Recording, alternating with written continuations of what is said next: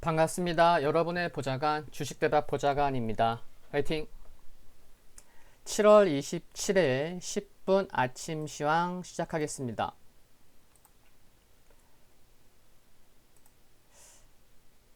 전일, 그러니까 지난주 24일 금요일 국내 증시 흐름 살펴볼 텐데요.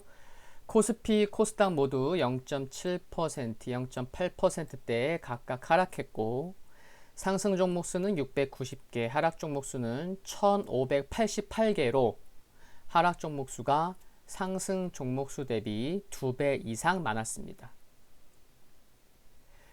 금요일에도 하락 종목 수가 1500개 이상이었는데 그 전날인 23일 목요일에도 코스닥이 상승했음에도 불구하고 목요일에도 하락 종목 수가 1500개 이상이었죠. 그러다 보니 지난주는 주 후반에 좀 투자 심리가 좀 약화되는 모습이 짙었다는 것도 말씀드릴 수 있겠고요. 그리고 수급 살펴보면은 금요일 개인이 약 3천억, 외국인이 840억 매수한 가운데 기관이 약 3,700억 매도했습니다. 코스피 정말 금융투자, 보험투신, 사모펀드, 은행, 연기금 등 매수한 곳이 하나도 없었습니다. 그리고 기관의 경우는 수요일, 목요일, 금요일 3거래일 연속 매도하면서 3일 동안 누적으로 1조 원 이상 매도하는 모습도 살펴볼 수가 있었고요. 코스닥 보면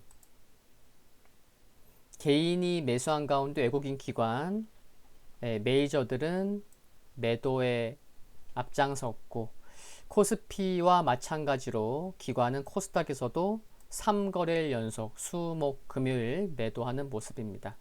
다만 코스피에서와는 좀 다르게 보험, 연기금 등이 그래도 매수의 눈에 띄면서 종목별은 좀 차별화 양상이 나타나는 게 아닌가, 그런 것도 수급을 통해 살펴볼 수가 있었습니다. 국내 증시는 미국의 고용 부진과 기술주 악재들의 약세 출발했었죠.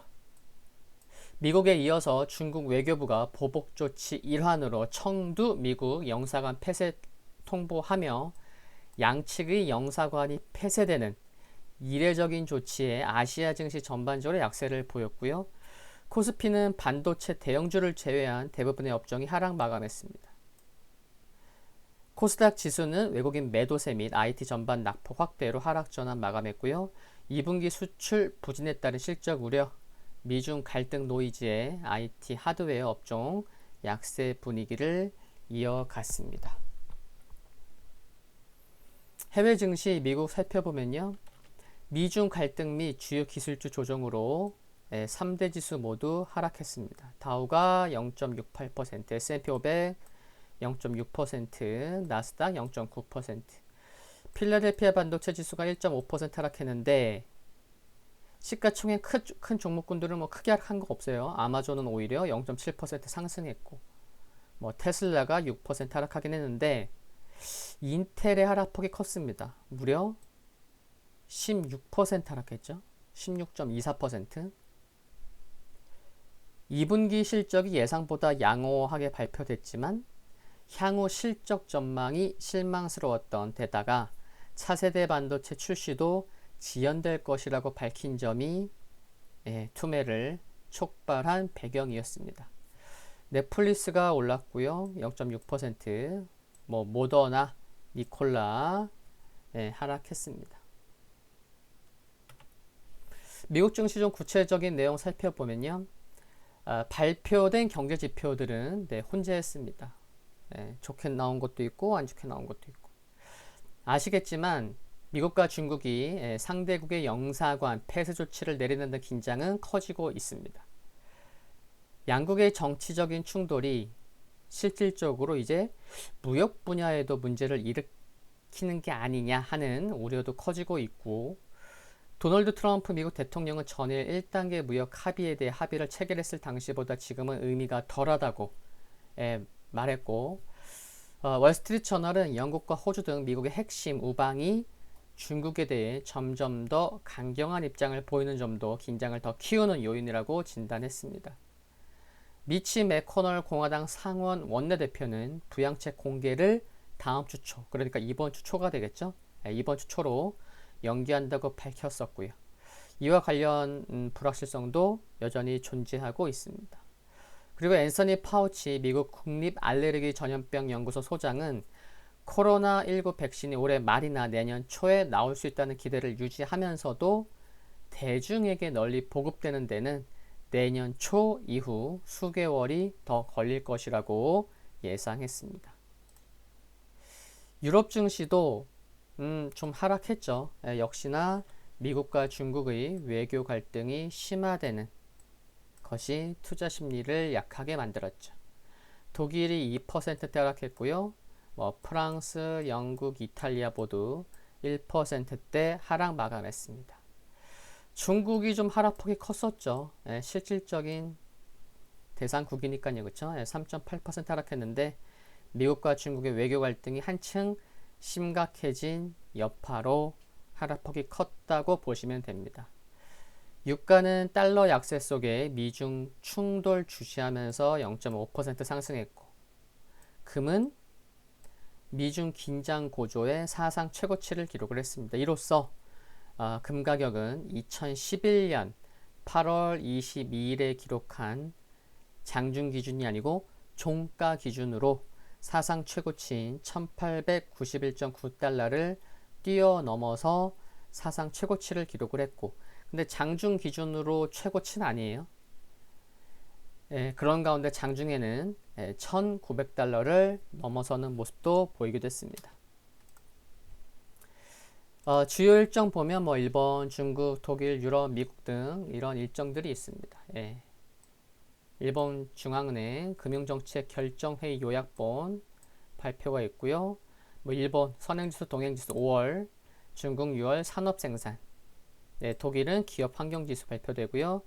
유럽은 6월 총통화 공급 발표되고요. 미국은 6월 내구재 수주, 7월 댈러스 연방준비은행 제조업 지수가 발표 예정에 있습니다. 금일 국내 증시 포인트 살펴보겠습니다. 오늘 밤 발표되는 미국 경제지표 어떤 게 있는지 등도 말씀을 드렸는데, 이번 주는 그냥 일주일 내내 많은 이벤트들이 있습니다. 매일매일 이벤트가 있다는 거고요. 오늘 밤부터 조금 전 말씀드린 6월 내구재 수주, 7월 댈러스 여는 제조업지수 발표되는 것을 시작으로 해서 이번 주에 페이스북, 애플, 아마존, 알파벳 등의 주요 IT 기업들의 실적 발표가 이번 주에 몰려 있고요. 또 FOMC는 28일, 29일 이틀에 걸쳐 열리는데 제롬 파월 연준 의장이 경기 평가를 어떻게 할지, 어떤 코멘트를 얘기할지 관심이 필요해 보입니다. 좀 약간 경기 회복 속도 관련돼서 좀 다소 부정적으로 얘기를 하면 또 시장 영향 받을 수 있겠죠. 그렇죠? 한편 모더나의 코로나 3차 임상 시작 등은 긍정적 요인이 될 수 있겠고, 주 후반 미국 대형 기술주의 독점 금지법 관련 청문회 결과를 통해 디지털세를 비롯해 규제 강화 가능성이 높아진다면 이는 또 가뜩이나 이번 주 실적도 대거 몰려 있는데 대형 기술주의 변동성 확대 요인이 될 수 있는 점은 참고해야겠습니다. 결국 수급이 되는 종목군 또는 실적 개선주로의 종목 슬림화가 필요하겠다는 결론을 말씀드릴 수 있겠고요. 미국 주요 지수 흐름 살펴보겠습니다. 다우산업지수 0.7% 하락했는데 물량 소화 과정이 필요한 좁은 박스권 내에 여전히 위치해 있고, 올라오는 21선은 아직 이탈되지 않은 모습입니다. 눈에 띄는 거는 좀 거래량이 보세요. 하루하루 연일 거래량이 증가하는 모습. 매수세도 좀 있겠지만 안 되겠다. 좀 쉬어가려나? 좀 팔아야 되겠다. 이런 이익 실현 물량도 나오고 있는 게 저 거래량으로 알 수가 있습니다. 그리고 S&P 500 지수 5일선 우상향 전환 살짝 꺾였고요. 대신에 21선 아래에 있어서 매우 나쁘다고만 볼 수 있는 상황은 아니고요. 나스닥 지수가 시가 자체가 21선 아래에서 시작한 게 좀 부담이 됐었고, 대신에 장중 저점은 지난 저점 수준과 비슷한 곳에서 저가 매수세가 유입되면서 캔들상 양봉이 나온 점은 그나마 다행인데, 종가상 21선이 이탈된 상황이고 또 5일선이 우하향으로 꺾였죠. 이 점은 좀 부담은 됩니다. 방향성 탐색 구간에 들어갔다. 그러나 아주 좋은 모습은 아니다. 이렇게 말씀드릴 수 있겠고요. 필라델피아 반도체 지수도 나스닥 지수와 비슷한 흐름입니다. 그래서 비슷하게 보시면 되겠고요. 지금 미국 주요 지수 보면서 5일선이 하락 전환됐어요. 5일선이 꺾였어요. 사실을 말씀을 드렸는데 어제 올린 주식학개론 영상에서도 또 기본 이평선 중에 5일 이동평균선의 중요한 것을 다뤘습니다. 그래서 혹시 못 보신 분은 보시면 좋겠다는 말씀 함께 드립니다. 10분 아침 시황은 여기까지입니다. 구독과 좋아요 부탁드리고요. 이번 주도 화이팅입니다. 감사합니다.